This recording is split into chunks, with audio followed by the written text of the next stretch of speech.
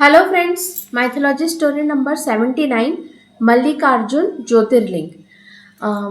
कैलाश पर्वत पर अशोक सुंदरी के विवाह के बाद देवी पार्वती ने महादेव से कहा कि अब हमें अपने दोनों पुत्र कार्तिकेय और गणेश का भी विवाह कर देना चाहिए। अब कैलाश पर्वत पे जितने भी गण रहते थे उनमें से आधे लोग कहने लगे कि पहले कार्तिकेय का विवाह करो, और आधे लोग कहने लगे कि पहले गणेश का विवाह करो। और ये बहुत ही छोटा सा मतलब फैमिली का जो हंसी मजाक की बात हो गई कि पहले किसका विवाह करेंगे। तो शिव ने कहा कि एक काम करते हैं कि ये जो हम मेरे दोनों पुत्र हैं ना, उनकी एक कंपटीशन करते हैं, एक प्रतियोगिता करते हैं। तो शिव ने कहा कि गणेश और कार्तिकेय तुम दोनों जाकर के ब्रह्मांड की एक परिक्रमा करके आओ।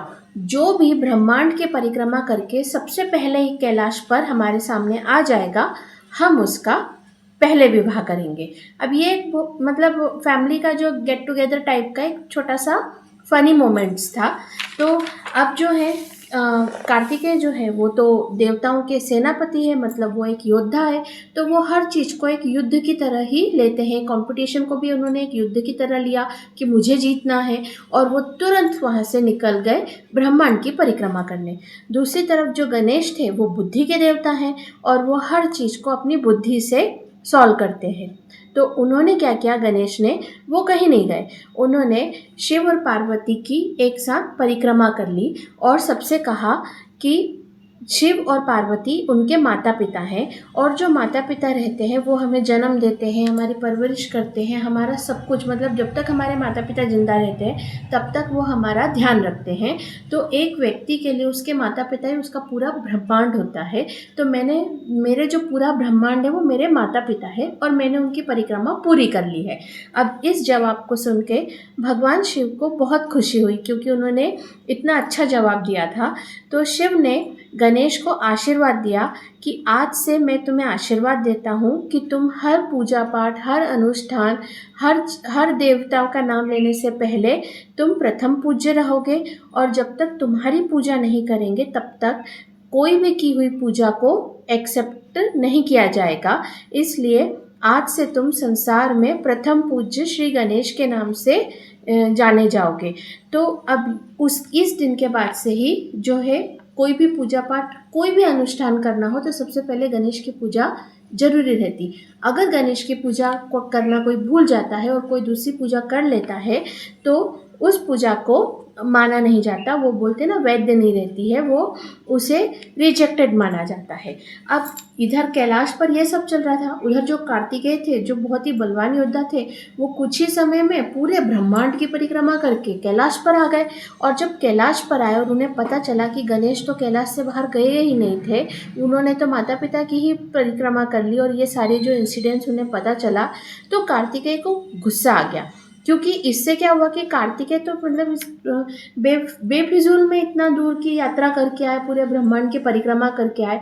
तो कार्तिकेय ने कहने लगे कि अगर यही तर्क वितर्क मतलब डिबेट ही करना था तो मुझे भी बता देते, मैं क्यों बेवजह मुझे इतना दूर जाने को बोला, और मैं इतना ब्रह्मांड की परिक्रमा करके आया, और यहाँ पर तुमने बस एक छोटा सा ट्रिक किया और तुम जीत गए। मतलब प्रतियोगिता ऐसे थोड़ी होती है। अगर हम कंपटीशन कर रहे हैं तो हर कंपटीशन में कोई भी कुछ भी ट्रिक कर सकता है और ऐसे जीत सकता है, तो कंपटीशन करने का मतलब ही क्या था।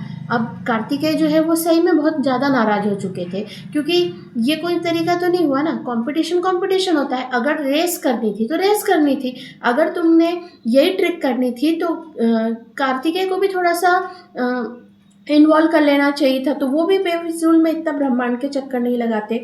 और कार्तिकेय जो थे वो नाराज होकर के कैलाश छोड़ करके चले गए, और वो जो है दक्षिण दिशा में जो क्रोंचा पर्वत नाम की जो स्थान है वहाँ पर वो एकांत में बैठ गए। क्योंकि जो वो इस वक्त बहुत नाराज़ थे, बहुत गुस्सा थे, तो वो अपने निवास स्थान पे नहीं गए, वो है ना क्रोंचा पर्वत पर इसलिए गए ताकि वो एकांत में बैठ करके अपना दिमाग को ठंडा करना चाहते थे।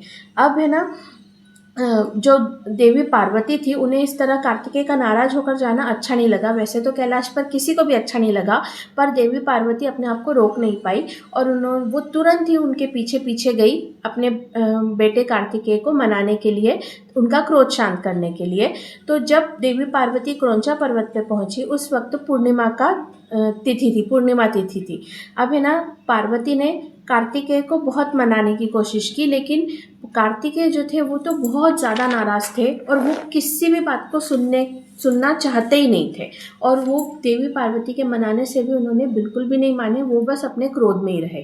अब जो है देवी पार्वती जब उन्हें बार बार मनाने लगी तो वो क्रौंचा पर्वत को छोड़कर अपना निवास स्थान जो है श्रीशैलम पर्वत पे वहाँ आ गए। अब जब वो वहाँ आए और फिर देवी पार्वती के बात उन्होंने नहीं मानी, तो शिव जो है वो अपने बेटे को मनाने के लिए आए। तो उस समय जब शिव श्रीशैलम पर्वत पे पहुँचे तो उस समय अमावस्या की तिथि थी। अब शिव ने प्यार से कार्तिकेय को समझाया कि उन्होंने कहा कि देखो, ये बात तो तुम भी जानते हो कि गणेश जो है वो कभी भी तुमसे कंपटीशन नहीं कर सकते थे, और अगर तुम दोनों भाई ब्रह्मांड की परिक्रमा करने जाते तो ये तो दिखती बात है कि कार्तिकेय ही जीतते, गणेश जीत ही नहीं सकते थे। तो और तुम जो हो देवताओं के सेनापति हो, मतलब ऑलरेडी तुम्हें एक पोस्ट है कि तुम देवताओं के सेनापति हो। अब अगर तुम गणेश को हरा भी देते तो उसमें तुम्हें कोई मतलब बोलते ना यश नहीं मिलता, उसमें तुम्हें कोई भी है ना प्राउड नहीं होता, क्योंकि तुमने जो कंपटीशन किया था वो अपने से जो छोटे हैं उनसे किया था, क्योंकि वो तुम्हारे कैपेसिटी में नहीं थे। तो ऐसी जीत का क्या फ़ायदा? मतलब अगर आप जैसे कि रेस कर रहे हैं तो जो बराबर के टक्कर में जीतते हैं उसमें जीत होता है। अब आप एक बड़ा आदमी अगर एक छोटे बच्चे से रेस करेगा तो वो क्या जीत पाएगा क्या? तो इस प्रकार की जीत को तुम हासिल भी कर लेते तो तुम्हें कोई भी यश नहीं मिलता। इसलिए जो है गणेश ने तुमसे कंपटीशन नहीं किया।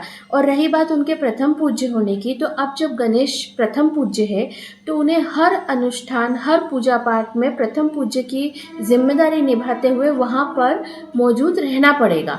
अब तुम देवताओं के सेनापति हो तो तुम तो हर जगह मौजूद नहीं रह सकते ना, क्योंकि तुम्हें अपनी जिम्मेदारी निभानी है। और मैंने गणेश को प्रथम पूज्य का आशीर्वाद इसलिए दिया क्योंकि वो एक तो बुद्धि के देवता है, दूसरा वो गुड लक के देवता मतलब शुभ के देवता है, शुभ कार्यों के देवता है।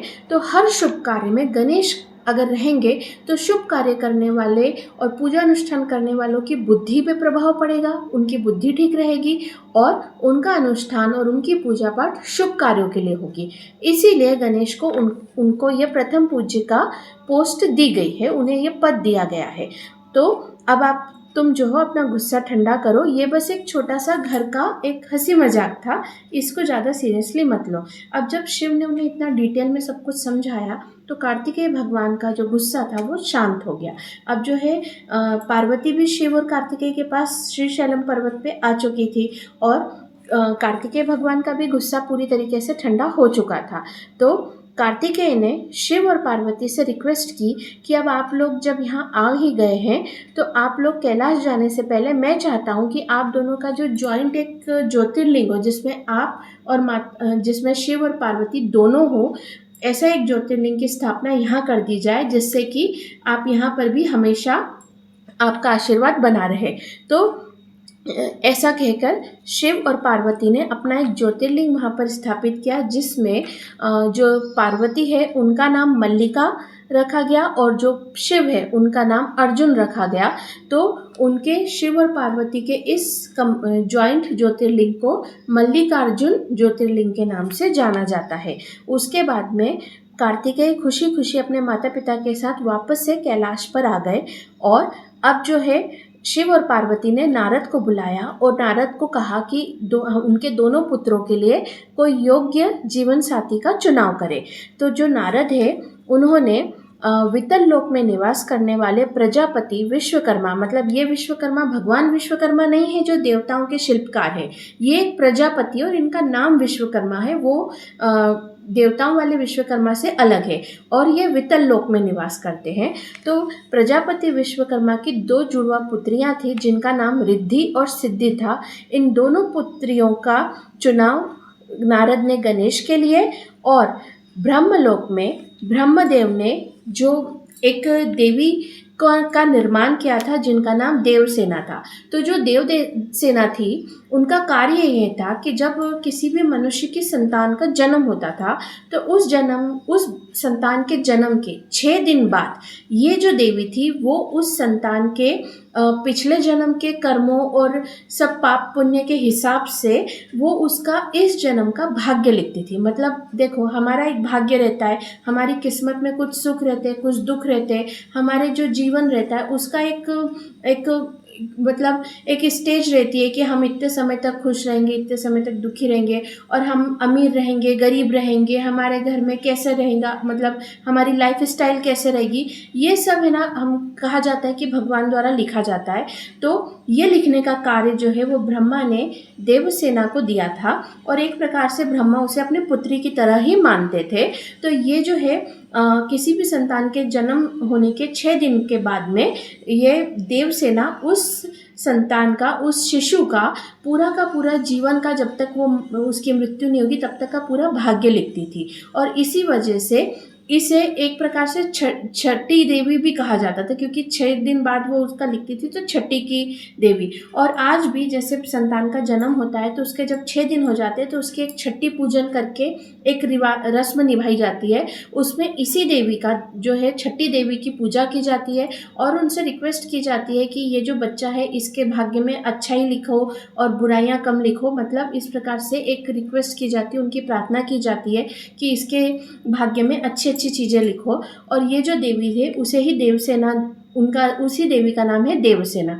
तो ये देवसेना को कार्तिकेय भगवान के लिए चुनाव किया, और फिर योग्य मुहूर्त, जो उनका मुहूर्त देखा गया, और मुहूर्त के अनुसार सबसे पहले गणेश का विवाह रिद्धि और सिद्धि के साथ किया गया, और फिर कार्तिकेय का विवाह देवसेना के साथ किया गया। विवाह के बाद भी गणेश अपनी दोनों पत्नियों के साथ में, शिव और पार्वती के साथ, कैलाश पर ही निवास करने लगे। और विवाह के बाद कार्तिकेय भगवान अपनी पत्नी देवसेना को लेकर के श्रीशैलम पर्वत पे निवास करने लगे। और देवसेना विवाह के बाद भी अपना जो कार्य है, जो अपना जो 6 दिन बाद, जन्म के 6 दिन बाद जो उनका भाग्य लिखने का कार्य, वो आज तक कर रही है। इसीलिए ये छठी पूजन की रस्म करना ज़रूरी रहता है। तो आज का वीडियो हम यहीं एंड करते हैं, मिलते हैं नेक्स्ट वीडियो में। Okay, bye.